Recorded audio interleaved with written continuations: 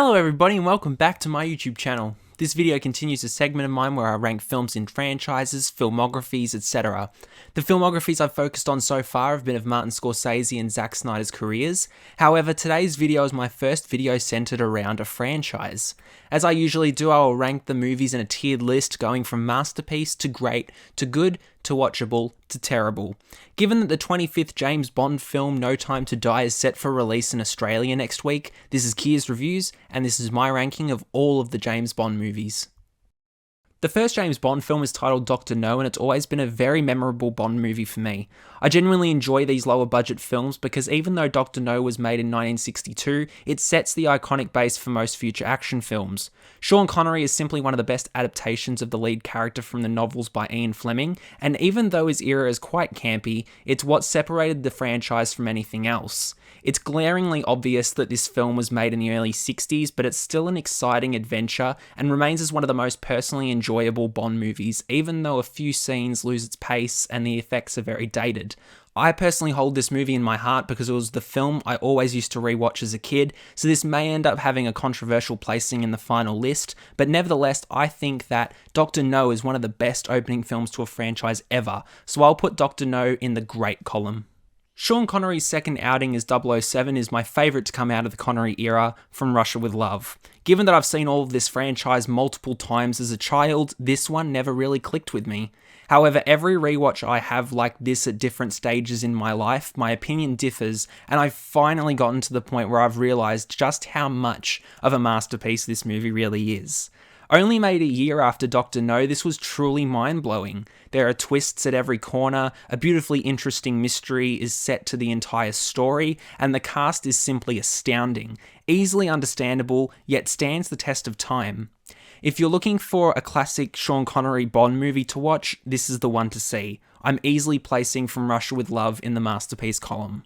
Film number 3 is the Connery Bond movie that is widely recognised as one of the best of all time, Goldfinger. I've always loved Goldfinger because it is such an enticing movie. The first proper Bond song that wasn't a theme originated here with one of the most recognised songs in the catalogue of 007, and that is Shirley Bassey's amazing hit Goldfinger.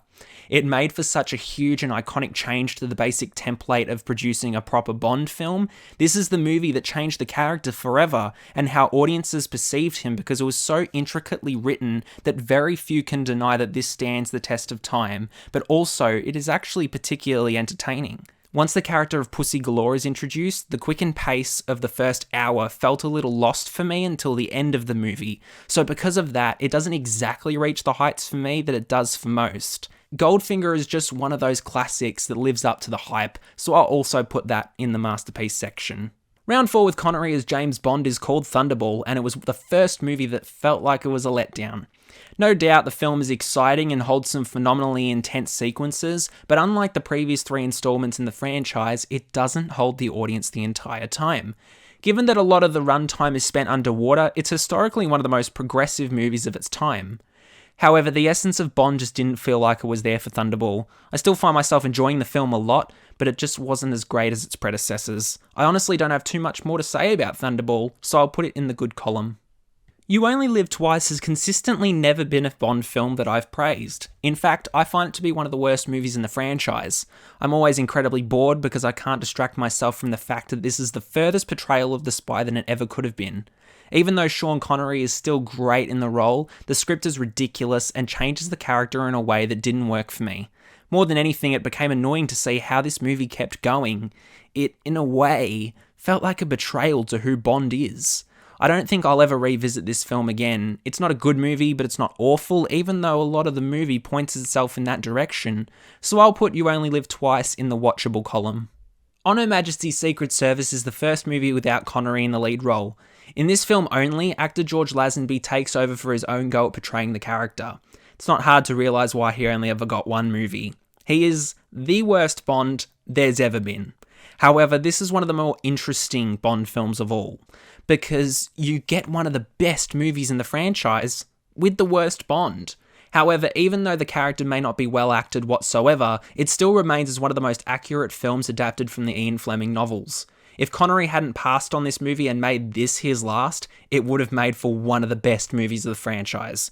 Even though From Russia with Love nailed the formula of making a properly amazing Bond movie, this one manages to end up making one of the most fun Bond films, so I'll put On Her Majesty's Secret Service at the top of the good section.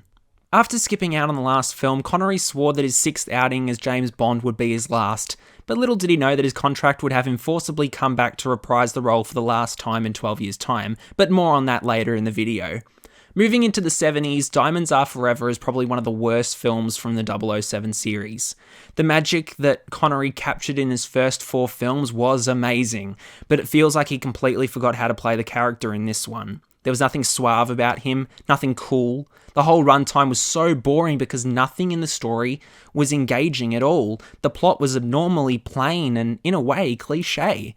This isn't Bond at all. It's way off what anyone had seen in the past 6 films. I genuinely can't even find something to like about this installment, and as a die-hard Bond fan, it's quite a disappointing thing to say, even if I did have a bias towards the franchise. I unfortunately am putting Diamonds Are Forever in the terrible column.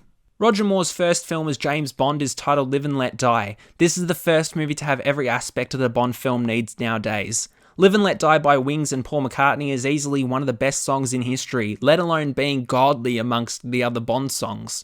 It was obvious that Moore knew what to do with the role, and as the movie progresses, it feels more like he's trying to separate himself from Connery's take in order to establish himself as a different version of the character, but he also still honours the 2 actors before him well.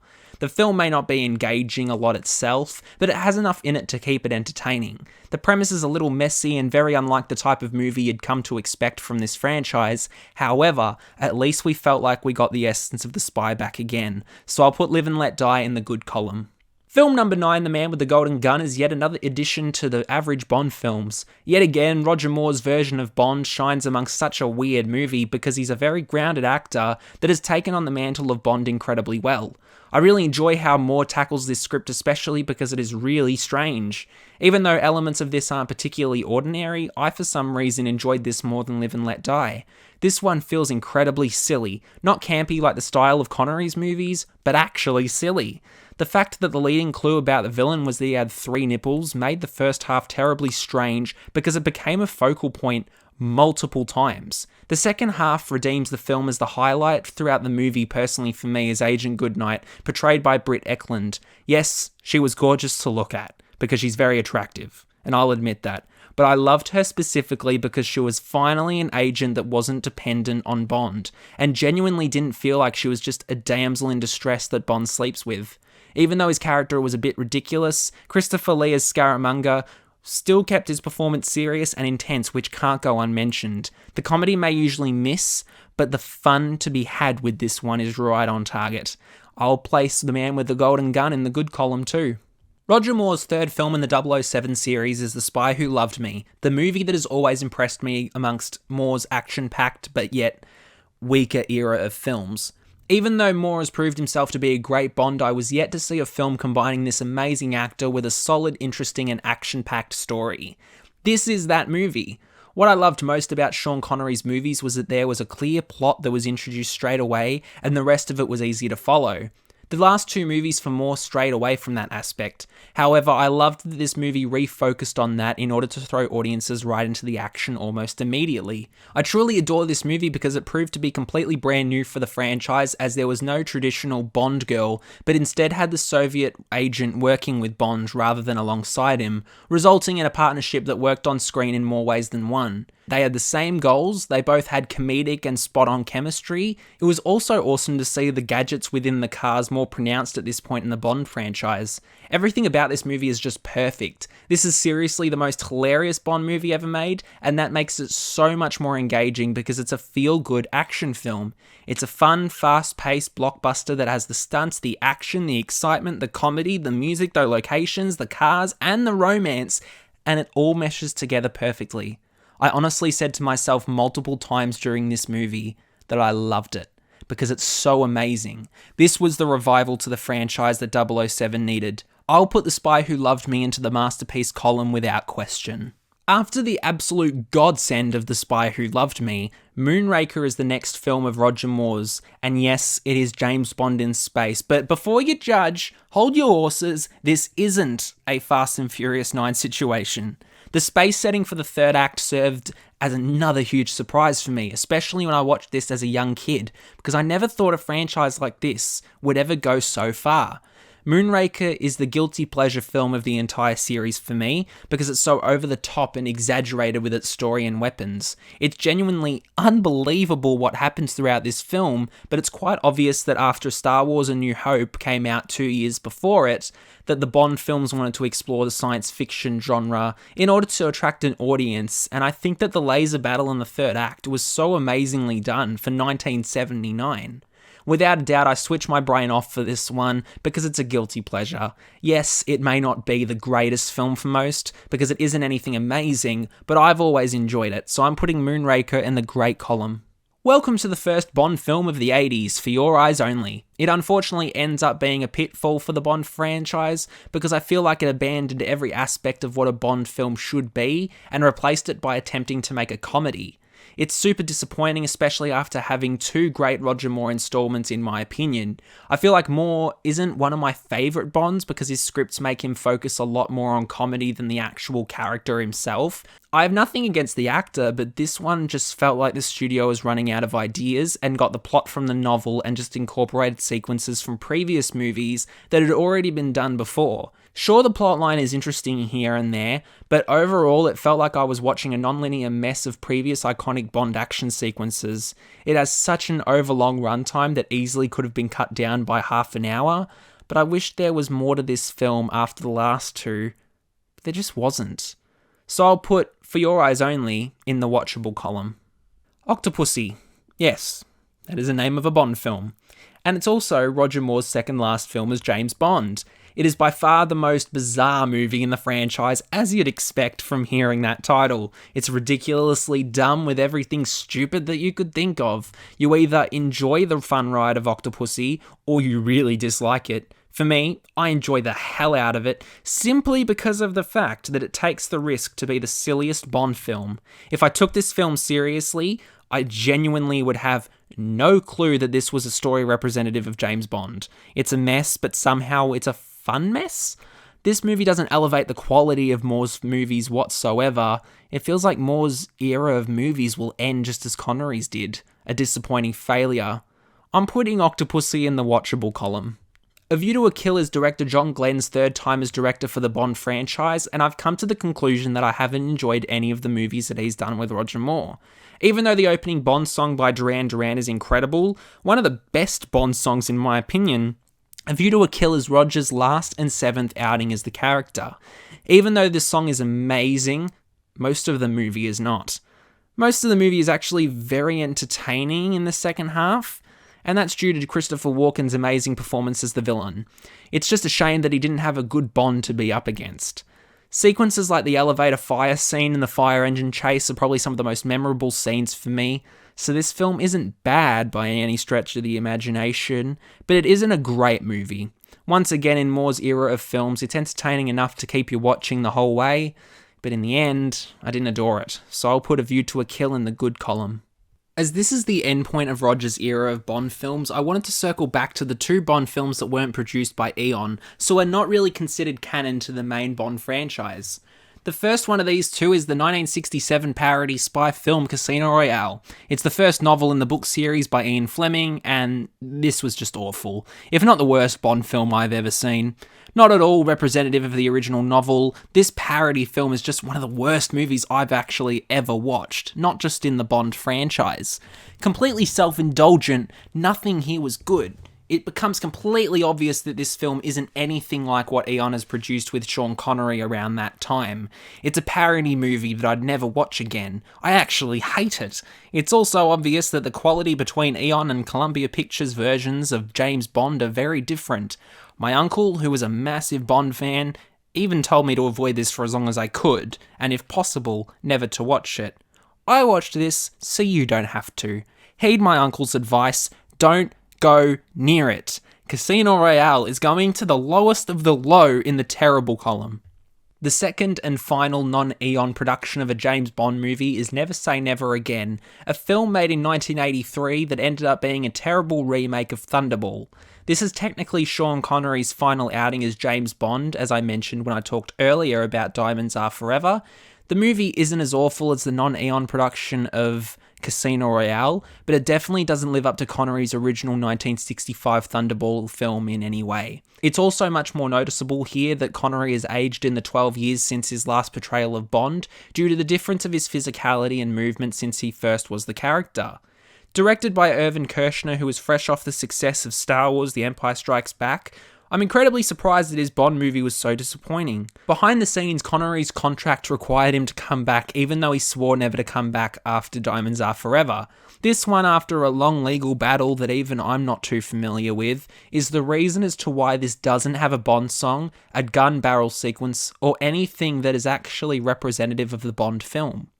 It's easy to see that this film wasn't handled properly either. I'm putting Never Say Never Again in the watchable column. Returning back to the 80s and Eon's main franchise, Timothy Dalton begins his duology films as Bond in The Living Daylights, the fourth actor to actually play the character. Dalton is a very serious Bond, as the film adopts a darker tone, which I thought was refreshing and a daring tactic since all of Roger Moore's films were so comedic and silly. I think that this was more of an introduction to a darker, more realistic take on James Bond, and that made me fall back in love with the movies after the last few installments from Moore were so poor. Yes, that rhymed. The director John Glenn stayed on after the last three Moore films, and to see him completely shift his direction for his future Bond movies to a humorless and more accurate take on the character, let's say, from the novels, was definitely a welcomed addition that I hope he continues for his fifth and final directorial Bond movie. This film is packed with interesting action and finally a consistent story that didn't falter as the runtime went on. I'll put The Living Daylights in the great column. Timothy Dalton's final outing as 007 is in License to Kill, and this film also serves as director John Glenn's fifth and final movie in the Bond franchise. Packed with entertaining action from the first minute, this is easily one of the most captivating and fun movies in this long line of films. Timothy Dalton is still a great Bond and continues to prove that fact in this installment. I've always loved this one specifically because of how unique it would have felt at the time it was released in 1989. It may not be a great movie itself, but it's definitely one of the most enjoyable. The caliber of performances here are so much better than any of the other Bond films thus far, and I have to credit Benicio del Toro and Robert Davi for their contributions to this fact. As far as Bond villains go, they were incredibly convincing that they were so ruthless and wouldn't hold back in any situation. I haven't been so excited by a Bond film since The Spy Who Loved Me, and given that this goes down familiar aspects from that story, I really love License to Kill, so I'll put it in the great column. Welcome to the mid-90s with a new Bond actor, Pierce Brosnan, with his first of 4 films, GoldenEye. Arguably alongside Connery and Craig, Brosnan is the most recognised actor when people recall who's played Bond, and after seeing this film, it's not hard to tell why. This is such an iconic turning point in the series, as it is one of the most excellent action blockbusters I've ever seen. Brosnan shines as the character, and by introducing a completely brand new version of M here, was phenomenal. M is a character usually portrayed by a man, but to have an actress like Judi Dench redefine and portray the character most iconically, it was amazing to see the Bond franchise begin to depart from the typically set formula seen since Dr. No back in 1962. Martin Campbell perfectly combines all of the Bonds of the past to turn Brosnan into one of the most accurate depictions of the character since Connery. He blends comedy and action perfectly, with neither being overdone, and still honours, but also defines what is needed to make a truly brilliant Bond film. Also, a little fun fact about GoldenEye, it was the first 007 movie to use CGI, and I think that really helped usher in a new version of Bond, adding to my enjoyment of the film, so I'll place GoldenEye at the top of the great column. Tomorrow Never Dies is Brosnan's second outing in the lead role, and he continues to really know the role, even if the film suffers more than its predecessor. This one specifically feels like it follows a very standard action movie template, avoiding any tropes of unpredictability, as it became plain obvious from the beginning that everything was going in a certain direction. The only true believable parts of this film are Judi Dench's M and Brosnan as Bond, Aside from that, it's probably the most average film in the entire franchise, but there's still a lot of fun to be had with this, and it's easy to sit back and watch. The theme songs since A View to a Kill have been quite unmemorable too, and it's disappointing above all else. Even though Brosnan continues to show his charm as 007, I just wasn't entertained by Tomorrow Never Dies, and it ended up being not too memorable itself, let alone special. So I'll place it in the good column. The World Is Not Enough is once again another below average action flick to come from Brosnan's 4 films as Bond. I do want to mention a very underrated character in the entire franchise that not many people talk about, and that is Q. Portrayed by Desmond Llewellyn since From Russia with Love, he has played Q in every Eon production of a Bond movie for 36 years before his unfortunate passing just after this movie was released worldwide. Having him as a consistent character for nearly every single entry into the franchise was very entertaining, and while Q might not be a major role, he's easily my favourite supporting character in every 007 outing. Aside from that, the action was great. Brosnan had lost his spark as the lead in this film, and it just feels like it's a job to get through his movies after GoldenEye. I don't hate his movies, but I just feel like this and Tomorrow Never Dies are painfully unexciting or unpredictable. I just wish that they both had solid stories like GoldenEye did, and in the end, it'd just make all of them so much better. So I'm putting The World Is Not Enough in the watchable column. Die Another Day. Was so happy to revisit this whatever it was. This is quite simply the worst Eon-produced James Bond movie, and once again it proves the curse of every long-running actor's final outing as Bond being disappointing. It happened with Connery, Moore, and now Brosnan. It's the 2000s now, and on the page, the concepts of this film should have been quite phenomenal, as you have Brosnan as Bond in his prime, Halle Berry as the Bond girl, Madonna doing the theme song, and a somewhat exciting premise. Nothing delivered. But instead, it taught its audience what not to do with a Bond movie. The green screen is laughable, the CGI is horrible, the dialogue is cringeworthy, the plot is all over the place, and it's a movie that has no direction at all, so much so that it's painful to sit through. It's quite simply unwatchable. Die Another Day did to Bond what Batman and Robin did to Batman. And out of those two, I think I'd get more enjoyment out of Batman and Robin. So I'm putting Die Another Day in the terrible column. Daniel Craig is introduced as the latest James Bond in the Eon-produced adaptation of Casino Royale, directed by Martin Campbell. As great as Campbell did with introducing Brosnan as Bond in GoldenEye, Campbell returns for this film and gives his audience the 007 we've always wanted. As it's a darker, realistic take on the character, everything about Casino Royale is perfectly grounded. Craig is quite easily my favourite Bond, and from this film alone, he has arguably produced the best film in the whole franchise to date. It's an intensely gripping piece of cinema that grabs your attention from the beginning and doesn't let you go the entire 2 hours and a half. Mads Mikkelsen as the villain Lashif is perfect, and who I think to be the best villain in the entire franchise. This is the movie I've always wanted from this series. I've wanted it to go darker than it did with Timothy Dalton, which it does, but also has some hints at dry comedy, which it has, with a villain worthy of a good Bond, which it has as well. This film is incredible! I haven't put a film in the masterpiece section since 1977's The Spy Who Loved Me, and 2006's Casino Royale delivers everything a true Bond fan could want. There is no moment that isn't needed, and there isn't a moment that's boring. The movie grabs you as an audience member and keeps your eyes glued to the screen the entire time. It's an imprint on cinema that will stand the test of time for many years to come, so I'll easily put Casino Royale at the very top spot in the masterpiece column. Quantum of Solace is where Craig's Bond starts to crack, and not in a good way. Every major actor that's played Bond has his disappointing movie. For Connery, it was Diamonds Are Forever. For Moore, it was Octopussy. For Brosnan, it was Die Another Day. Now for Craig, it's Quantum of Solace. It's a movie that certainly is entertaining, even if it is terribly predictable, because its action sequences are big and exciting and it's never boring.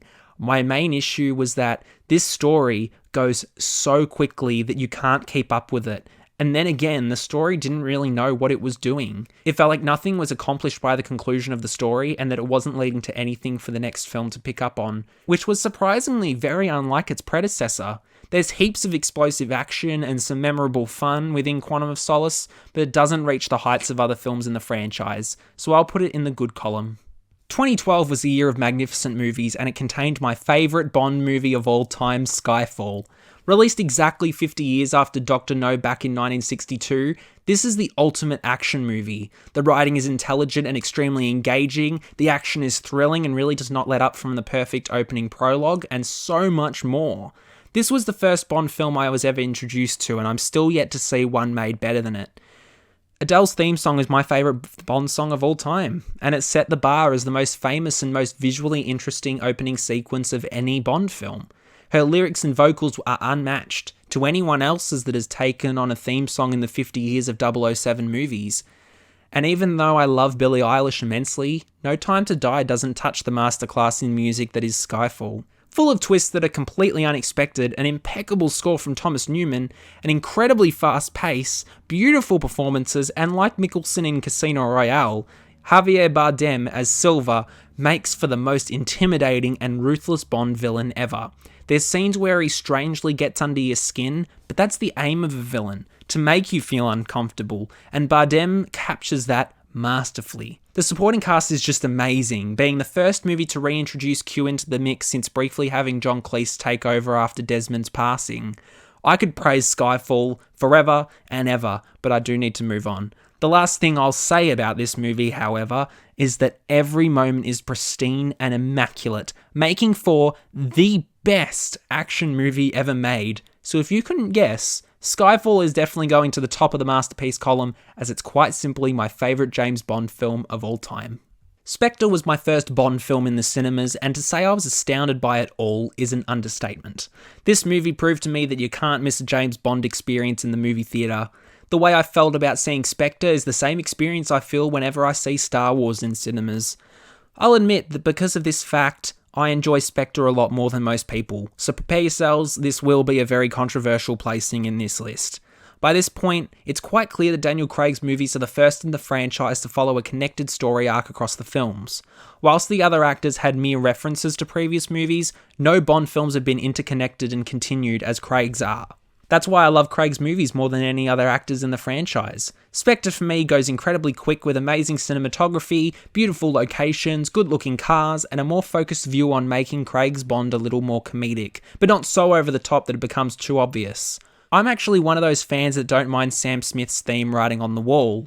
Christoph Waltz also is a very underrated Bond villain from my point of view, but it's good to see that Spectre references a lot of iconic sequences from all 23 films before it. I know most people would put it much lower in their ranking, but I really enjoy Spectre, so I'm putting it in the great column. Here is my definitive ranking of all 26 James Bond films. I genuinely adore this franchise despite the fact that it has its ups and downs. Most people have the MCU, but 007 will always be the group of films that I'll come back to, and I can't wait to see how the future for this franchise pans out after Daniel Craig's final outing. Sean Connery was the classic suave Bond, Lazenby was the worst Bond, Moore was the comedic Bond, Dalton was the serious Bond, Brosnan was the modern Bond, and Craig is the cool Bond, as well as my personal favourite.